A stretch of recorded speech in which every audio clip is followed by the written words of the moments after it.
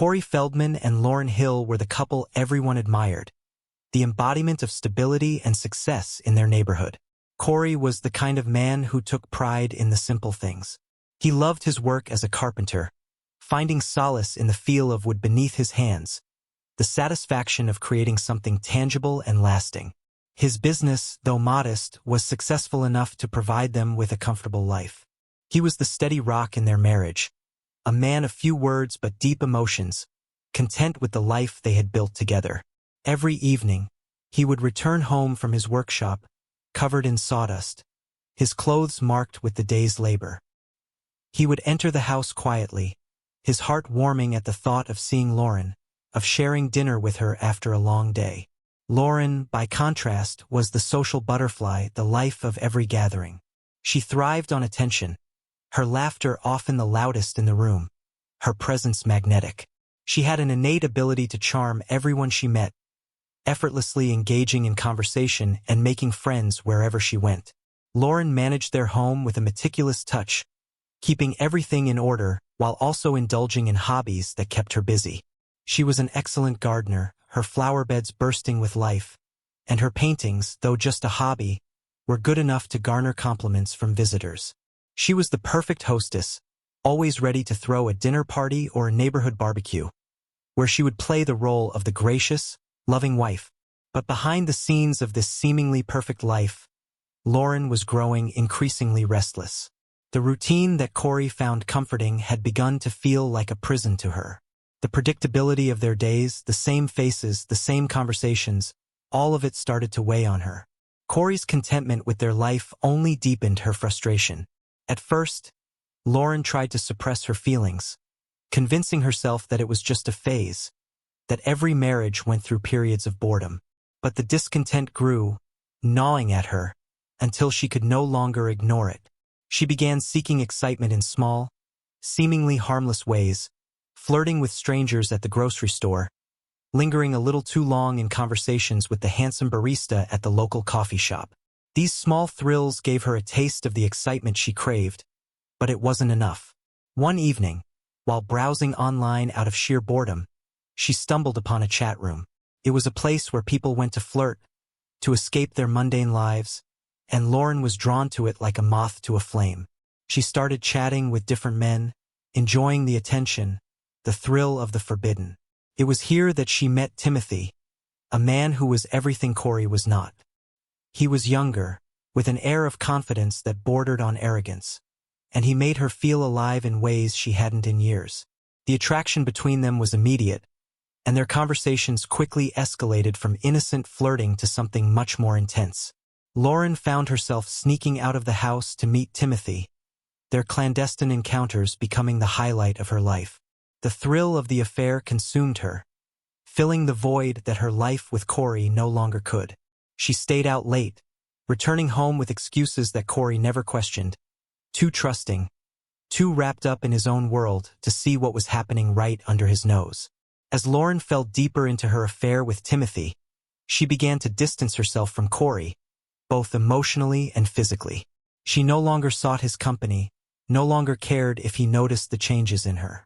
The life they had built together, once a source of pride and joy, now felt like a burden she couldn't wait to escape from.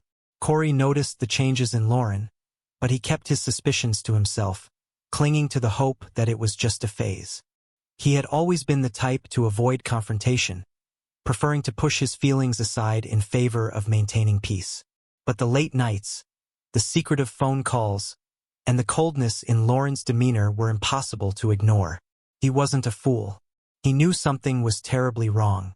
The woman who once greeted him with warmth now seemed distant, her eyes never lingering on him for long, as if he were just another piece of furniture in the house. One night, as Lauryn was out again, Corey found himself sitting alone in their dimly lit living room. The only sound was the ticking of the old clock on the mantel, each tick amplifying the emptiness of the room. He sat in his favorite armchair, the leather worn and familiar under his touch, but the comfort it once provided was gone. His thoughts raced back to the early days of their marriage, when they were inseparable. They had been so in love, so full of dreams and plans for the future. Corey remembered the way Lauren used to light up at the sight of him, how she would wrap her arms around him and pull him close as if she couldn't bear to be apart. But those days felt like a lifetime ago. Now, she barely looked at him, and when she did, her gaze seemed to pierce right through him, as if he were invisible. He thought about confronting her, demanding the truth, but the fear of what he might hear kept him silent. Instead, he resolved to wait, to gather more evidence before making any move. He would not act on suspicion alone. The idea of spying on his own wife made him feel sick, but the thought of being made a fool of living a lie, was even worse. But Lauren was growing bolder by the day, her recklessness fueled by the thrill of her affair. One evening, she returned home after another rendezvous with Timothy, her cheeks flushed with excitement, her eyes shining with a mixture of guilt and exhilaration. Corey was in the kitchen, chopping vegetables for dinner, his movements slow and deliberate, as if he were trying to keep himself grounded in the mundane task. Lauren watched him for a moment, her mind racing. She could see the tension in his shoulders, the way his hands gripped the knife just a little too tightly. An idea began to form in her mind. A twisted, thrilling idea that made her heart race with anticipation. She walked over to him, her steps light, her voice sweet yet tinged with something darker. "Corey, there's something I need to tell you," she said, the words tasting bitter on her tongue even as she savored the power they gave her. He looked up, his eyes searching hers for any hint of what was coming. The kitchen seemed to close in around him, the air thick with unspoken words. "What is it?" he asked, trying to keep his voice steady, though his heart was pounding in his chest. Lauren took a deep breath, steeling herself for the bomb she was about to drop. "I've been seeing someone," she said, her words slicing through the air like a knife. "His name is Timothy, and he's coming over tonight." Corey froze, the knife in his hand hovering above the cutting board. For a moment, he thought he hadn't heard her correctly, that maybe it was some kind of sick joke. "What the fuck are you talking about?" he managed to ask, his voice barely a whisper, as if speaking too loudly might shatter the fragile reality he was clinging to. Lauren smiled, but it was a cold, cruel smile that sent chills down his spine. "He'll be here soon, and when he arrives, you're going to leave us alone," she continued, her tone matter-of-fact, as if she were discussing dinner plans. "He wants you out of the house while we finish. You can't refuse. Get out now." Corey's heart felt like it had been ripped from his chest. He couldn't believe what he was hearing. The woman he loved, the woman he had shared a life with, was standing in front of him, telling him to leave his own home so she could be with another man. He searched her face, desperate to find some sign of the woman he had married, but all he saw was a stranger, someone he no longer recognized. "What are you thinking?" he asked, his voice trembling with a mix of anger, disbelief, and a deep, aching sorrow that threatened to overwhelm him. Lauren's expression hardened, her eyes narrowing. "I'm done with this marriage, Corey. You've become a bore, and I'm tired of pretending," she said, her words laced with venom. "Timothy gives me what you can't. Now leave us alone." Corey stared at her, his mind reeling. He wanted to scream, to shout, to demand she explain herself, but he knew it was pointless. The woman standing before him was gone, replaced by someone cold and unfeeling. Without another word, he set down the knife and walked out of the kitchen, his heart heavy with despair. As he left the room, he could feel Lauren's eyes on him, but he didn't look back. He couldn't bear to see the satisfaction in her gaze, the final nail in the coffin of their broken marriage. Lauren watched as Corey quietly left the house, the sound of the front door closing echoing through the empty hallway. She had never felt so in control, so alive. Pouring herself a glass of wine, she leaned against the kitchen counter, her heart pounding with anticipation for Timothy's arrival. Her mind was a whirlwind of thoughts, each one more thrilling than the last. She had crossed a line she could never uncross, and instead of feeling guilt, she felt a strange sense of liberation. Outside, Corey stood on the porch, his hands trembling uncontrollably. The cool night airbrushed against his skin, but he barely noticed. He couldn't breathe, couldn't think. The weight of Lauren's words pressed down on him, suffocating him with their cruelty.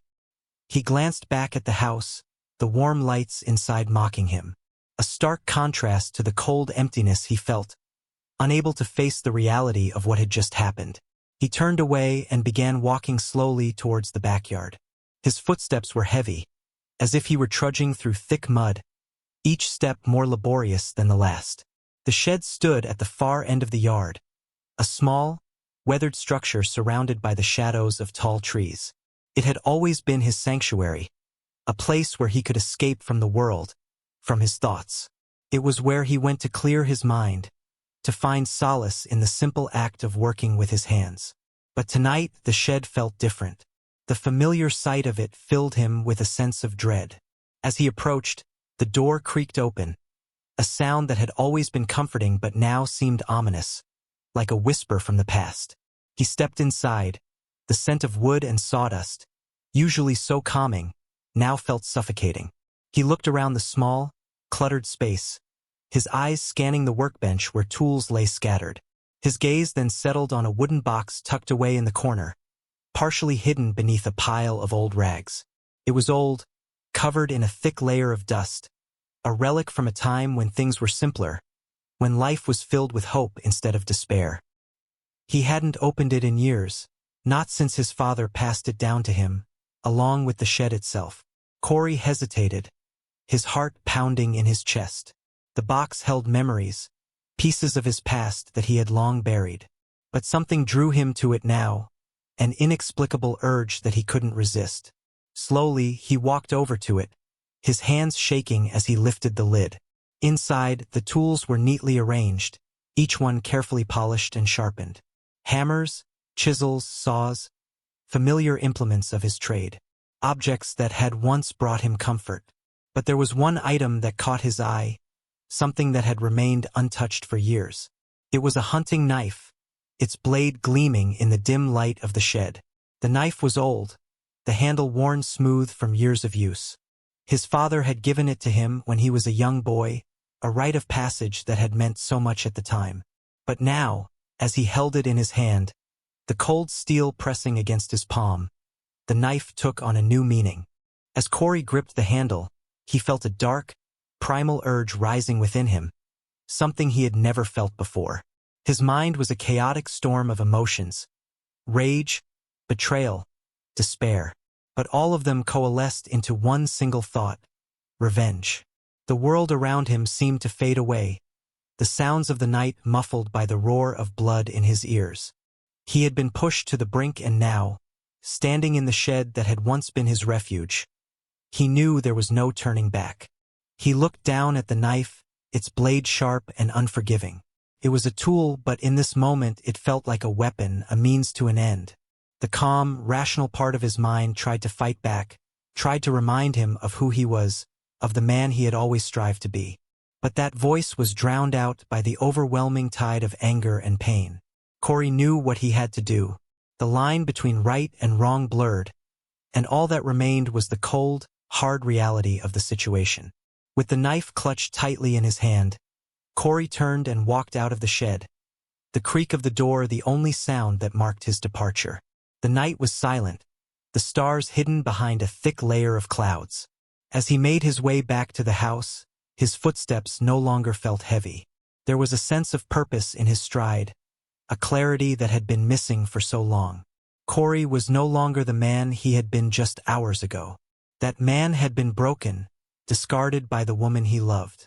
The man walking back towards the house, however, was different. He was a man with nothing left to lose, and that made him more dangerous than he had ever been before. Lauren was sprawled comfortably on the living room sofa, her legs draped over the armrest as she sipped her wine, a smug satisfaction playing across her lips. The evening had unfolded exactly as she planned. The thrill of power surged through her, making her feel more alive than she had in years. When the doorbell finally rang, she didn't even flinch. She set down her glass, anticipation tingling in her veins, as she moved to greet Timothy. He entered the house with an air of arrogance, his stride confident, as though he had already claimed ownership of everything within its walls. Lauren greeted him with a sultry smile, her heart racing not from love or affection, but from the sheer audacity of what they were about to do. She took his hand and led him through the hallway, her mind focused solely on the night of passion she expected to unfold. They were barely inside the bedroom when they heard the front door creak open. Timothy paused, his hand still on Lauren's waist, a smirk curling his lips. "He's back already?" His tone was mocking, tinged with an arrogance that both excited and irritated Lauren. Lauren laughed lightly, trying to brush off the sudden unease that prickled at the back of her mind. "Don't worry about him," she replied, though her voice held an edge she hadn't intended. "That loser won't do anything, he knows better." But as the sound of Corey's footsteps echoed through the house, closer and closer, Lauren's confidence began to falter. There was something off about the way Corey had left earlier, so quietly, so resigned. It had seemed too easy, too unlike him. She pushed the thought away, turning her attention back to Timothy, but the unease lingered, gnawing at her composure. Then, Corey appeared in the doorway, and Lauren's world stopped. He stood there, his face a blank canvas, devoid of any emotion, yet there was something in his eyes that made her blood run cold. He was holding a hunting knife, the blade gleaming ominously in the dim bedroom light. "Corey, what are you doing?" Lauren's voice came out shaky, betraying the fear that was quickly overtaking her bravado. Timothy, sensing the tension but misreading its depth, stepped forward, trying to assert his dominance in the situation. "Hey man, you need to calm down," he said, his voice dripping with condescension. "Just leave us alone," like she said. But Corey didn't move. He just stood there, staring at them with eyes that seemed to have been drained of all humanity. It was as if he was looking through them, into some abyss only he could see. Lauren's fear intensified. This wasn't the Corey she knew. The quiet, submissive husband who had always been so easy to manipulate was gone, replaced by a man she no longer recognized. The realization hit her like a physical blow. This was a side of Corey she had never imagined existed, and it terrified her. "Corey, please, put the knife down," she pleaded, her voice trembling as her heart pounded in her chest. But Corey didn't listen. Instead, he took a slow, deliberate step forward, the blade in his hand catching the light in a way that made Lauren's stomach churn. Timothy, still underestimating the seriousness of the situation, tried to push past Corey, but in a flash, Corey was upon him. The knife slashed through the air with terrifying precision, and Timothy's smirk was replaced by a look of pure, unadulterated fear. His scream pierced the air, a guttural, primal sound that reverberated through the house, sending chills down Lauren's spine. She watched in frozen horror as Corey attacked with a ferocity she had never thought possible. Blood splattered across the walls, the floor, everywhere. As Corey's rage, long suppressed, erupted in a violent storm, Lauren wanted to move, to run, to do anything, but her body betrayed her. Her legs felt like they were made of lead, refusing to obey her desperate commands. She was paralyzed, trapped in the nightmare she had unwittingly created. All she could do was watch as Corey exacted his brutal revenge, each of his movements methodical and merciless, like a man possessed. When it was over, Timothy lay on the floor, barely conscious, his body a bloody, broken mess. The room was eerily silent, save for the ragged breaths of the man who had just been reduced to a shadow of his former self. Corey turned to Lauren, his eyes cold, devoid of any warmth or recognition. He was no longer the man she had married. He was something else entirely, something terrifying. "Now, it's your turn," Corey said, his voice eerily calm, each word dripping with a deadly finality. Lauren stumbled back, her heart racing as terror gripped her like a vice. "Corey, please, don't do this. I love you so much," she begged, tears streaming down her face. But there was no mercy in his eyes, no hesitation in his steps. He advanced toward her, the knife still clutched in his hand, and in that moment, Lauren knew her life would never be the same. She had played a dangerous game, and now the price was being exacted in blood. The night unfolded into a nightmare that neither Lauren nor Timothy could have ever anticipated. As the hours dragged on, The violence became a brutal symphony of pain, each strike from Corey more merciless than the last.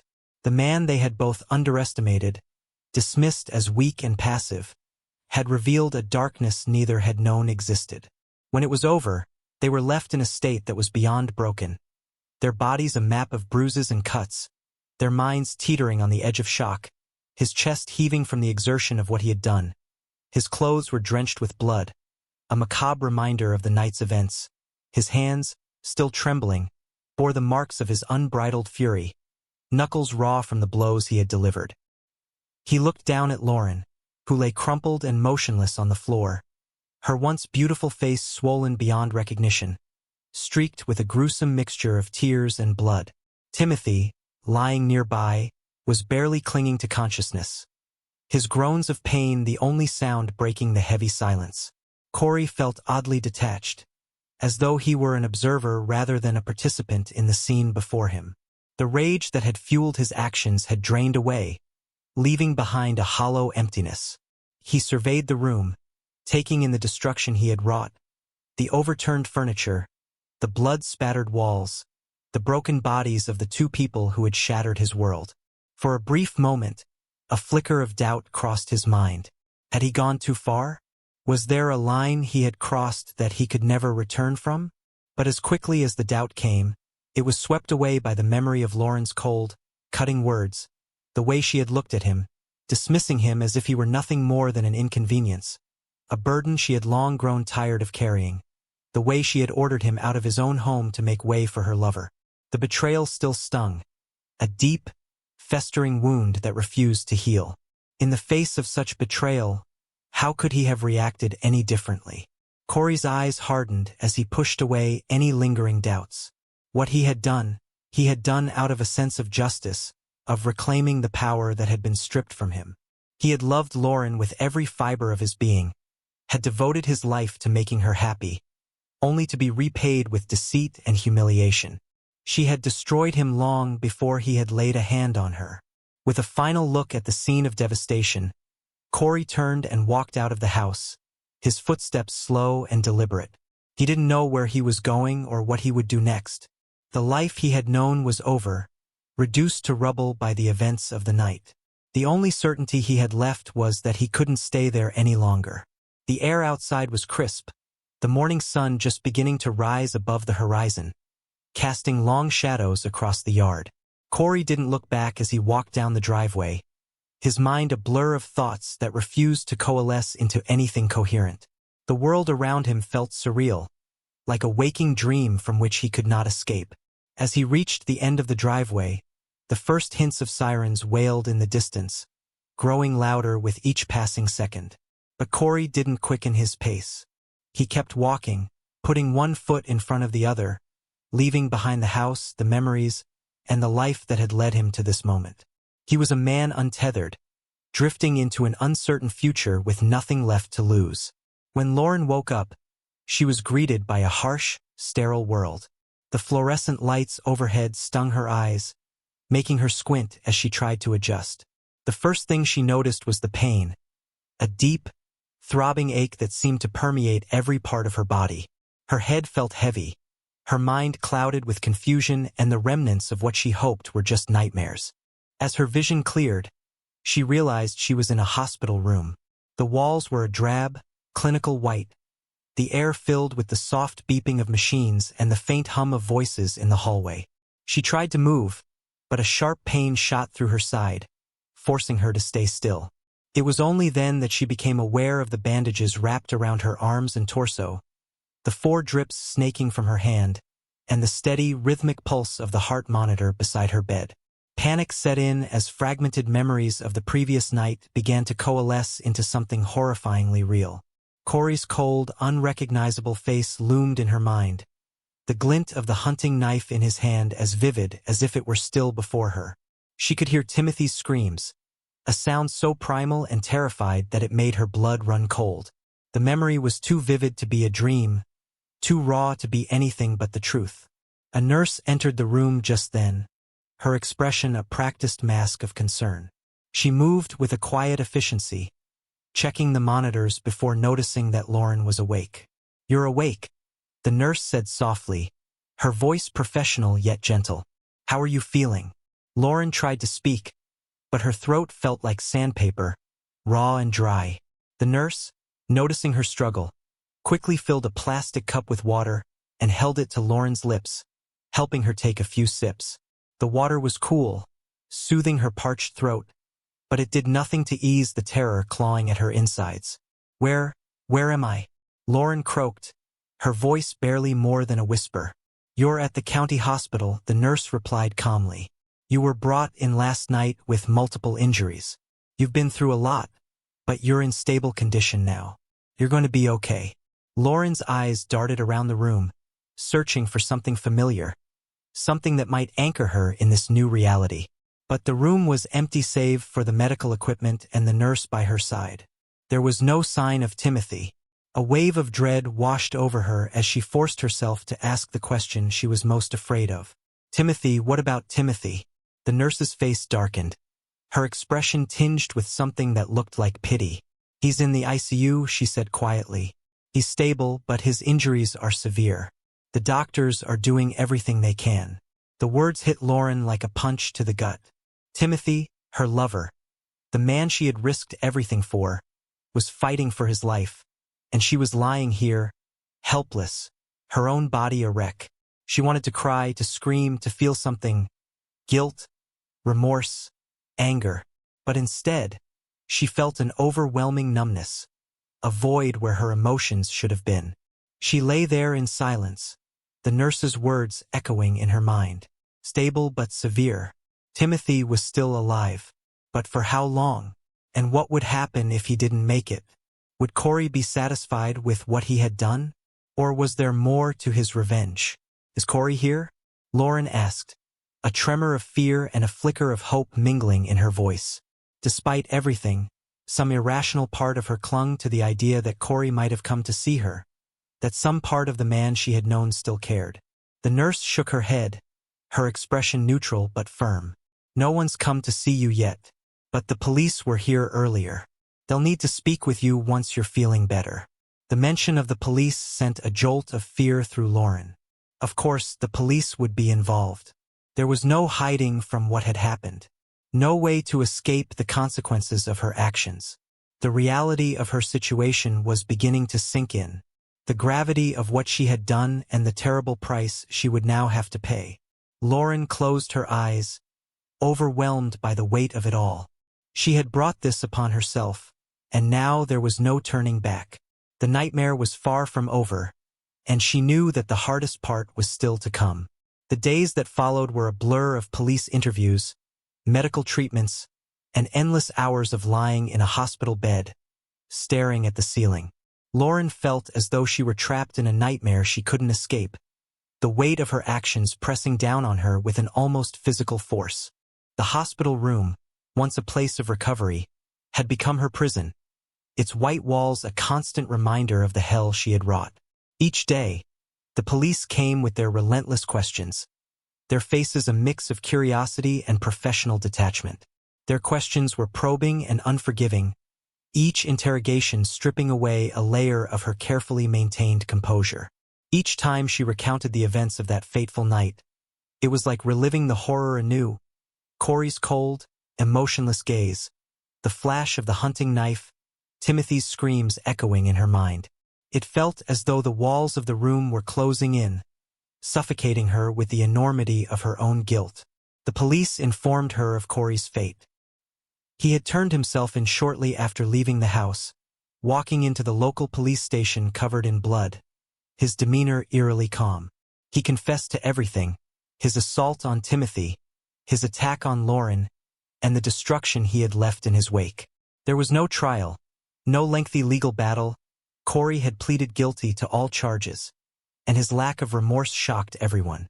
The courtroom was devoid of dramatic showdowns or emotional outbursts. Corey's admission was simple and chilling, his blank stare reflecting the cold indifference he felt towards his actions. Lauren was overwhelmed by a tumultuous mix of emotions. Anger simmered beneath her surface, directed at Corey for the brutality he had inflicted. But intertwined with that anger was a deep-seated guilt for her role in setting off the chain of events that led to the violence. She had been the catalyst, her betrayal driving Corey to the brink. The realization was unbearable. Her actions had not only destroyed her marriage but also left deep scars on everyone involved. Timothy's condition was precarious for weeks. His injuries, though eventually stabilized, had left him in a state of profound vulnerability. When Lauren visited him in the hospital, the once vibrant spark in his eyes was replaced by a vacant, haunted look. The man who had once been her lover could barely look at her. Their relationship, once fueled by excitement and infidelity, was now a painful reminder of their shared transgressions. There was no solace to be found in their encounters, only a stark realization of the damage done. Lauren's own physical injuries healed slowly, but the emotional scars were far deeper and more enduring. The support she once took for granted had vanished. Friends and neighbors who had envied her perfect life now avoided her. Their pitying glances and whispered judgments a constant reminder of her fall from grace. The community that had once celebrated her now saw her as a pariah, a cautionary tale of a life gone terribly wrong. The reality of her situation settled in as she lay in her hospital bed, alone and broken. Her marriage was in ruins, her reputation obliterated. She had nothing left but the painful memories and the relentless question of how she would ever begin to rebuild her life. The path to redemption, if such a path existed, seemed impossibly distant. All that remained was a profound sense of isolation and the haunting knowledge of the lives she had irrevocably altered.